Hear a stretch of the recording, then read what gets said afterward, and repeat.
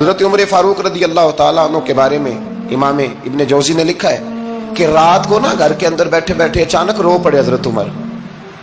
62 سال عمر ہے, خلافت کے آخری ایام چل رہے تو رو پڑے ایسے ہی گھر میں بلا وجہ ہی. آپ کی اہلیہ نے, زوجہ نے بیٹے کو اٹھایا, فرمایا پتہ کرو تمہارے باپ کو کیا مسئلہ ہے, کہیں کوئی تکلیف تو نہیں, درد تو نہیں, صاحبزادے آئے. ابا جی کیا بات ہے؟ فرمایا اماں کو بلاؤ.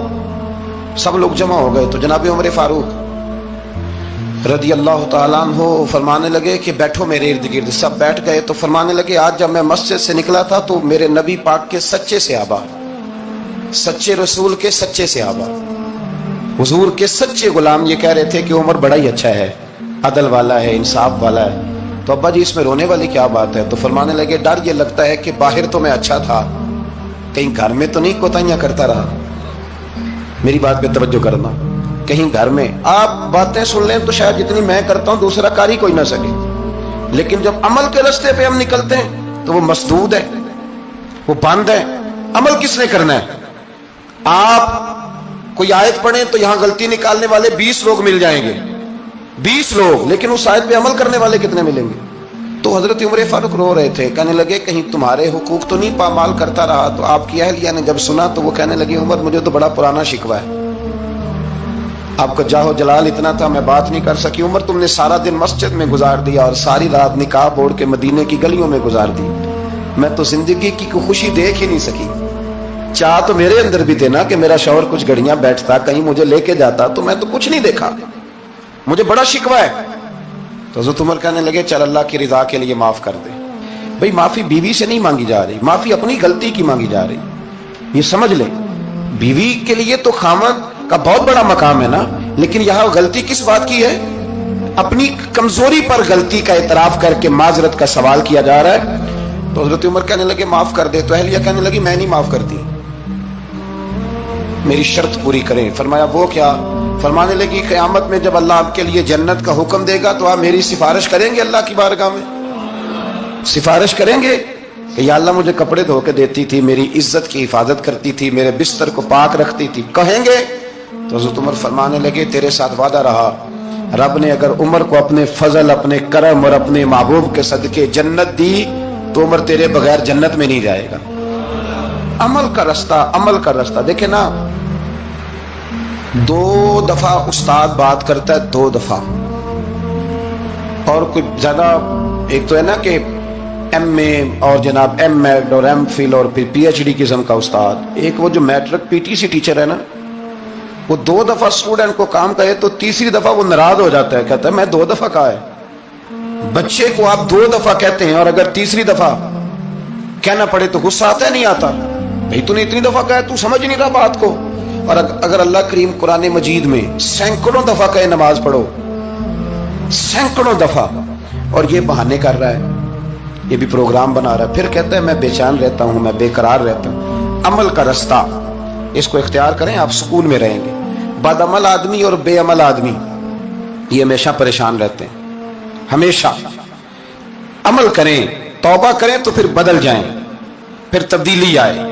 اور یہ کوئی مشکل کام نہیں, جو بدلنے والے تھے وہ بدل گئے, بڑا کچھ کرتے تھے پر پھر وہ لوگ بدل گئے. حضرت فضالہ رضی اللہ تعالیٰ عنہ کہتے ہیں کہ میں بڑا دل دادا تھا عورتوں کا, اور میرا ماحول یہ تھا کہ میں قتل بھی کر لیتا تھا معاذ اللہ, چوری بھی کر لیتا تھا, اور رات میری طبیعت تھی معاذ اللہ نئی سے نئی عورت کے پاس جانا. کہتے ہیں ابو جہل نے اعلان کیا کہ جو نبی پاک علیہ السلام کا سر اقدس معاذ اللہ کاٹ کے لائے گا, نقل کفر کفر نہ باشد, 100 سرخ اونٹ انعام ملے گا. تو میں نے ارادہ کر لیا کہ میں بہت سارا انعام حاصل کروں گا. قرآن مجید میں نا اللہ فرماتا ہے کہ بہت سارے لوگ ایسے ہیں جنہیں اگر میں رزق میں کشادگی دے دوں, زیادہ پیسے دے دوں, فرمایا باغی ہو جائیں, وہ سرکش ہو جائیں. یہ بہت سارے لوگوں کو جو اللہ تبارک و تعالیٰ اعتدال میں رکھتا ہے تو یہ ان کے لیے بہتر ہے.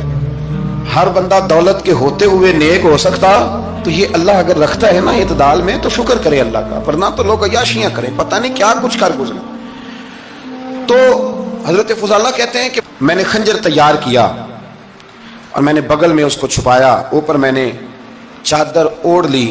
اب مجھے پتا تھا ظہر کی نماز کے بعد نبی پاک صلی اللہ علیہ وسلم طواف کعبہ کے لیے, بیت اللہ شریف کے طواف کے لیے جاتے ہیں. کہتے میں بھی اس طرف بڑھا, رستے میں نا وہ خاتون جس کے گھر میں نے رات آنا تھا, میں نے دروازے پہ دستک دی. میں نے کہا کہ تیار رہنا، آج میں بڑے پیسے لے کے آؤں گا۔ اس سے میں نے یہ کہا اور پھر میں چلا گیا بیت اللہ شریف کا طواف کرنے۔ کہتے ہیں اللہ کے محبوب بھی طواف کر رہے تھے تو میں نے بھی طواف شروع کر دیا۔ ارادہ یہ تھا کہ جہاں نبی پاک علیہ السلام میرے قریب سے گزریں گے تو موقع پا کر میں حضور کے جسم اقدس پر خنجر کھونپ دوں گا اور معاذ اللہ شہید کر دوں گا۔ کہتے ہیں حضور ایک دفعہ بھی میرے پاس سے گزرے تو میں ہمت نہ کر سکا، دوسری دفعہ بھی پاس سے گزرے تو میں ہمت نہ کر سکا، تیسری دفعہ بھی گزرے تو میں ہمت۔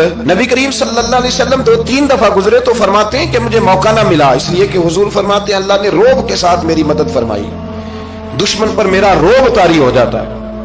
فرماتے ہیں جب چکر پورے ہو گئے تو محبوب کریم نہ چھٹے چکر پہ فرمانے لگے فضالہ چکر ایک رہ گیا ہے، بے خبر ہو جو غلاموں سے واقع کیا ہے، ایک پھیرا رہ گیا ہے۔ کہتے ہیں طواف مکمل ہو گیا تو محبوب میرے قریب آئے، فرمایا وہ کام کرتے کیوں نہیں جس کے لیے آئے تھے؟ میں نے عرض کی یا رسول اللہ کون سا کام، کیسا کام؟ اندر تو چور تھا نا، بانج فقیروں کسے نہیں ماریا اے ہوئی چور اندر دا، اندر چور تھا نا۔ کہتے ہیں حضور نے مجھے کندھے سے پکڑ کے ہلایا، فرمایا کرتے کیوں نہیں؟ جب حضور نے ہلایا تو وہ خنجر بھی پیروں میں گرا اور میں بھی رسول اللہ کے پیروں میں گر گیا۔ میں نے کہا حضور مجھے کلمہ پڑھا دیں۔ کہتے ہیں حضور نے پہلے میرے دل پہ دست مبارک پھیرا، پھر میرے نبی نے مجھے کلمہ پڑھا دیا۔ اب نا مرید ہونے والا کہتا ہے کہ جی آہستہ آہستہ میں ٹھیک ہو جاؤں گا۔ اب وہ آہستہ آہستہ کا کیا ترجمہ ہے یہ بالکل سمجھ نہیں آتی۔ بھئی کسی بندے سے 5 لاکھ روپیہ لینا ہے تو اس سے وہ کہتا ہے جی میں آہستہ آہستہ دوں گا، 500 روپیہ دے دیا کروں گا روز کا، تو کہتے ہیں میری رقم خراب ہوتی ہے، پورے دو۔ اور نیکی کی بات جب آتی ہے تو کہتے ہیں حضرت صاحب دین اتنا سخت نہیں ہے، میں آہستہ آہستہ ٹھیک ہو جاؤں گا۔ اب میں مغرب عشاء پڑھنی شروع کر دیا میں نے، اب میں تسبیح لے لی ہے، کل میں نے بھی آہستہ آہستہ میں ٹھیک ہو جاؤں۔ یعنی رقم لینی ہو تو وہ آہستہ آہستہ قبول نہیں ہے، لیکن اور مکان کی رجسٹری اگر کرانی ہو تو مالک مکان کہے کہ آہستہ آہستہ کرا لو، کہتے ہیں پیسے پورے دیے، سویرے چل اور بیان دے۔ یہ کیا بات ہوئی؟ یہاں یہ جو ہمارا ماحول تھا نا کر لیں گے ہو جائے گا، یقین کریں لوگ قبروں میں چلے گئے ہیں پر مسجدوں میں نہیں آئے۔ ہر کام سے لوگ ریٹائر ہوئے پر گناہوں سے ریٹائر نہیں ہوئے، آخر تک تباہی اتر گئی لیکن لوگ بدلنے کو تیار نہ ہوئے۔ حضرت فضالہ کہتے ہیں ابھی میں نے کلمہ پڑھا، ابھی میں واپس آیا، رستے میں وہ بی بی کھڑی تھی، کہتے ہیں میں وہ شخص تھا کہ عورتیں مرتی تھی میرے اوپر اور کسی کی جرت تھی کہ وہ آئیں بائیں شائیں کرے، لیکن فرماتے ہیں میں بی بی کے پاس سے گزر گیا، پہلے تو اس کا خیال تھا رکے گا، لیکن جب میں رکا نہ تو دروازے پہ آئی، اور جب میں گزر گیا تو اس نے آواز دی، لیکن میں نے سنی انسنی کر دی، جب آگے بڑھا تو میرے پیچھے دوڑی۔ فرماتے ہیں مجھے پکڑ کے کہنے لگی فضالہ تجھے کیا ہوا، تو وہی نہیں جو یہاں سے گیا تھا؟ اب فرماتے ہیں میں کبھی نہیں رویا تھا، میں کبھی نہیں رویا تھا، اور جب کہا نا تو وہی نہیں، کہتے میں نے سر اٹھایا تو میری آنکھوں میں آنسو تھے، میں نے کہا میں جو گیا تھا وہ نہیں ہوں، اب تو میں محمد عربی کا غلام بن گیا، اب میں وہ نہیں ہوں، اب نہیں ہو سکتا کہ کوئی میری نظر میلی ہو جائے، یہ کیسے ممکن ہے؟ اب نا اسلام کی تعریف ہم نے یہ کی ہے کہ خبردار کوئی ہمارے قریب نہ آئے، ہم کسی کو بات نہیں کرنے دیتے کہ ہم مسلمان ہیں، ہم بات نہیں کرنے دیتے۔